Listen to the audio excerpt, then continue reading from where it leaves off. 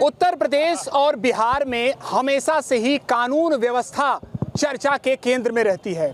बीते दिनों वाराणसी में एक ऐसी घटना हुई जिसने पूरे पूर्वांचल को दहला कर रख दिया। वाराणसी के भदैनी क्षेत्र में एक ही परिवार के 4 सदस्यों की पहले हत्या कर दी गई और फिर उसके बाद जिस पर आरोप था उसका भी शव वाराणसी में ही बरामद हुआ। इसके बाद कहीं न कहीं कानून व्यवस्था पर भी सवाल उठ रहे हैं। हालांकि इस मामले पर पुलिस का कहना है कि जल्द से जल्द इस मामले का खुलासा किया जाएगा। हमारे साथ जो बनारस के स्थानीय निवासी हैं वो जुड़े हैं, हम उनसे बात करने का प्रयास करेंगे और हम इनसे भी निवेदन करेंगे कि किसी दल विचारधारा से हट के निष्पक्ष होकर इस बात पर अपनी बात को रखेंगे कि क्या कानून व्यवस्था अभी हमारे प्रदेश में कायम है कि नहीं। जो सरकार द्वारा दावा किया जाता है उसमें कितना दम है। नित्यानंद जी हैं, बेबाक तरीके से अपनी बात रखते हैं। नित्यानंद जी, कल की घटना आपने सुनी होगी, क्या लगता है उसमें कहीं लॉ एंड ऑर्डर के ध्वस्त होने की भी बात कही जा रही है, उसमें भी सच्चाई है या फिर कहीं ना कहीं ये पारिवारिक मामला? देखिए, ध्वस्त वाली बात तो कुछ ज़्यादा है। ये पर्सनल लेमेंटी पारिवारिक जो पहले हत्याएं हुई उसके काउंटर में ये मास मर्डर हुआ, ये हमको प्रतीत हो रहा है। तो ऐसा नहीं है कि सब लोग डर समय गए, निश्चित रूप से शॉक्ड हुए कि एक ही परिवार के 5 लोग मर गए। तो सब लोग सरप्राइज रह गए, एस्टॉनिश्ड हो गए, अरे इतनी बड़ी घटना हो गई, हार्ट ऑफ द सिटी में हो गई। तो ये पुलिस क्या कर रही थी, भेलूपुर थाना क्या कर रहा था, वहीं पे चौकी है, पुलिसिया सिस्टम क्या कर रहा था, सवाल उठ रहे हैं और सवाल गंभीर सवाल उठ रहे हैं। निश्चित रूप से पुलिस के इकबाल पे एक प्रश्न चिन्ह लग रहा है। लेकिन अब इसके वजूहात पे यदि आप जब जाएंगे तो हम जो जज कर पाए, कल से जब ये समाचारों में फ्लैश कर रहे हैं, यदि जो राजेंद्र ने जो हत्याएं की थी, देखिए एक हत्या में एक चेन बन जाता है। आप एक अपने परिवार में किसी की हत्या की, उसके जब बच्चे बड़े हुए वो काउंटर, तमाम माफिया में इसी प्रकार के जो बनारस में 80 के दशक में माफिया पनपे, वो पारिवारिक प्रतिद्वंदता के वजह से ही पनपे। तो ये ओरिजिन ऑफ माफियाज भी होता है। तो ये घटना भविष्य के लिए बड़े खतरनाक है। मतलब भविष्य में आपके इन्हीं परिवारों का कोई वारिस यदि बचा रह जाएगा तो हो सकता है और इससे भी बड़ा मास मर्डर कर दे या करा दे, क्योंकि पैसे की कमी उन परिवारों के पास नहीं है, वो हायर कर सकते हैं क्रिमिनल्स को। देखिए, आपको क्या लगता है ये जो घटना है इसे एक बनारसी किस दृष्टिकोण से देख रहा है? पूरे बनारस के लोग दुखी हैं और डर गए हैं। जो घटना कल का हुआ, इस घटने से पूरे बनारस के लोग डरे हुए हैं। आप ये बताइए, कल का घटना है, 5 परिवार को मार दिया गया, आप कह रहे हैं डरे नहीं है। ये गुंडा, जब सरकार के लोग कह रहे हैं कि पूरा गुंडा उत्तर प्रदेश छोड़ के भाग गए, तो रोज आ कहाँ से रहे हैं?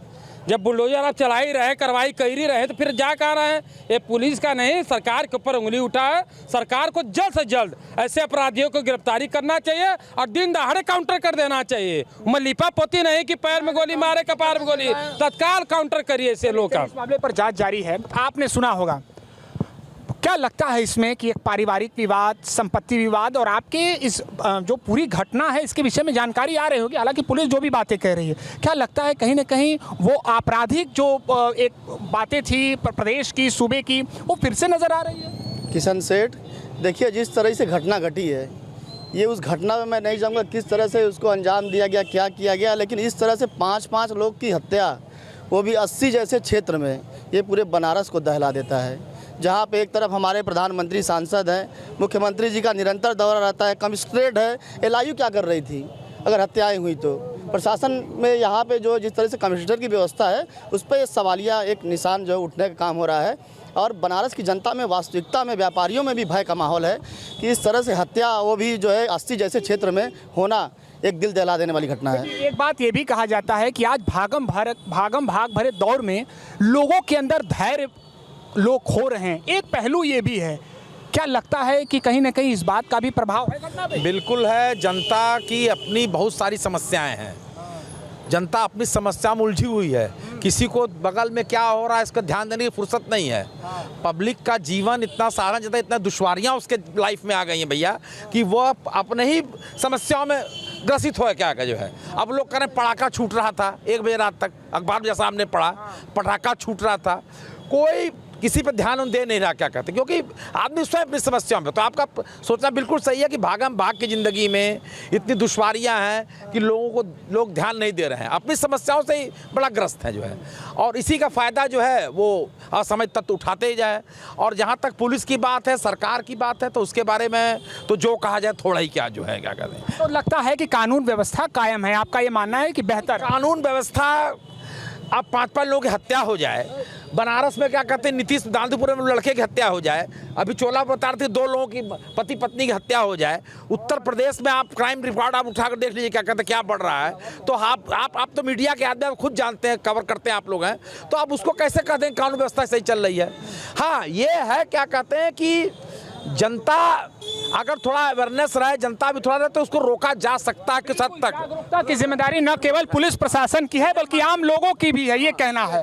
देखिए, सिर्फ पुलिस पर, पुलिस कार्रवाई पर या सरकार पर सवाल उठा के हम लोग घटना को रोक सकते हैं कि एक नैतिक भी जिम्मेदारी होगी। वहाँ क्या हो रहा था, स्थानीय लोगों की भी तो जिम्मेदारी है।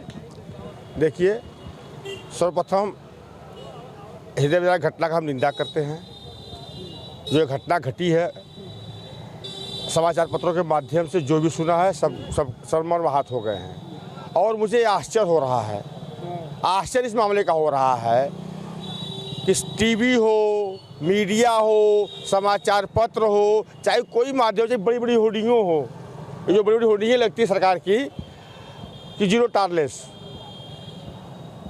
और जो हलक दिखाते हैं कि अपराधी पूरा उत्तर प्रदेश छोड़ के चले गए हैं।